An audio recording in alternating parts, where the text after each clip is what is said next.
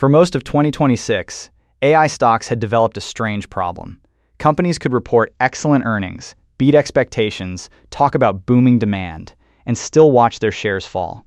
Nvidia did it in February. Results were strong, but the stock dropped because investors wanted to know whether Nvidia's customers would ever earn enough to keep buying those chips. Meta did it in April. Revenue grew more than 30%, margins remained excellent, and the stock fell around 10% after the company raised its AI spending plans. The message was obvious. Good results were no longer enough. Investors believed AI was powerful. What they no longer trusted was the business model surrounding it. Big tech was pouring hundreds of billions into chips, data centers, electricity, and construction. Free cash flow was shrinking. The hardware aged quickly. And every earnings call contained some version of, yes, this is wildly expensive, but the payoff is coming later. Wall Street is very patient about later, right up until the next earnings call. Honestly, I had avoided talking about the AI bubble because it had become the only conversation in the market. Every red candle meant the bubble was bursting. Every green candle meant artificial general intelligence was arriving before lunch. Then July 2026 rolled around. Alphabet, Microsoft, and Amazon were preparing to report earnings. We expected the same routine. Strong demand, terrifying spending, and another argument over whether the whole thing was brilliant or insane. But this time, something changed. Alphabet reported first. Google Cloud delivered its strongest growth in years. Profits surged, margins expanded, and demand was still outrunning available capacity. Then investors saw the bill. Capital spending jumped again, free cash flow turned negative, and management raised its spending forecast. The stock fell. A week later, Microsoft reported. Azure beat expectations. Its backlog expanded. New computing capacity was being rented almost as soon as it came online. And despite spending heavily, Microsoft still generated serious cash. The stock exploded higher and pulled much of the AI market with it. Then Amazon reported the following day. AWS delivered its fastest growth in more than 4 years, remained extremely profitable, and said customers had already reserved much of its future capacity. Amazon raised its spending plan. Free cash flow was negative. The stock surged anyway. 3 companies. Similar spending. Completely different reactions. So what changed this time? Investors did not suddenly stop caring about spending. They finally saw who was paying for it. For most of the AI boom, the construction was obvious. You could see the chips being ordered, the data centers going up, and the power deals being signed. What was harder to see was the tenant. The AI industry was building a city before investors knew whether anyone would move in. These reports showed that the tenants were arriving. Microsoft said new capacity was being monetized almost immediately, with backlog growth extending beyond the small group of frontier AI laboratories. Amazon said demand still exceeded supply, while much of its future capacity had already been reserved. Alphabet's cloud backlog and profit were accelerating even as it struggled to build quickly enough. That changes the meaning of the spending. An empty data center is a tower full of depreciating computers.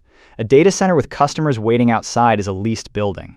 From the street, they look identical. Financially, one is a business and the other is a very large screensaver. Alphabet is the strange part of this story, because its report initially helped create the panic. Its cloud business was doing exactly what investors wanted.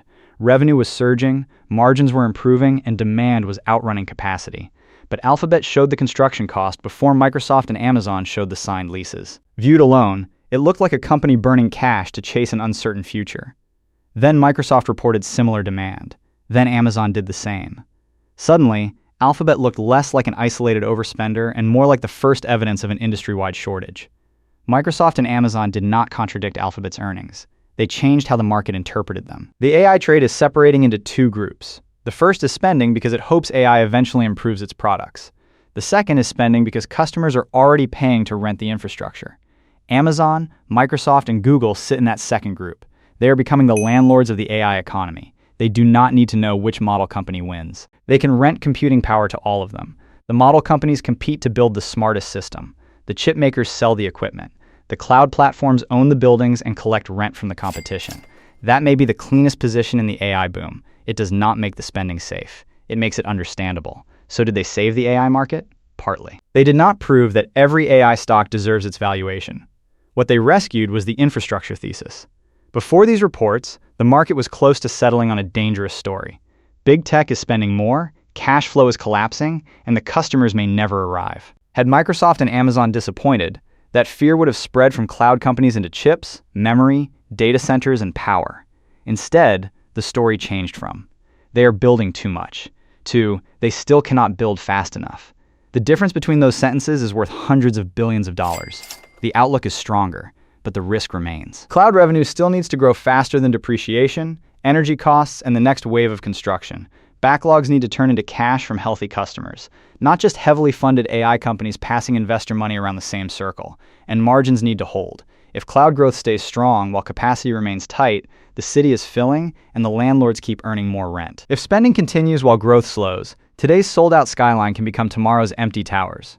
Watch cloud growth, margins, free cash flow, and whether demand keeps spreading beyond technology companies. Like the video, subscribe, and tell me in the comments where you think the lasting AI profits end up, the models, the chips, or the cloud platforms. Amazon, Alphabet, and Microsoft may have saved the AI stock market because they changed the central question. The market is no longer asking only how much AI will cost. It is beginning to see who gets paid. Alphabet showed that demand was enormous. Microsoft showed that new capacity could be rented quickly while the company remained cash generative. Amazon showed that the same pattern existed across another massive cloud platform with strong margins. That does not end the bubble debate. It makes the debate more intelligent. The winners will not simply be the companies that spend the most or build the biggest models. They will be the companies that fill the buildings before the technology inside them becomes obsolete.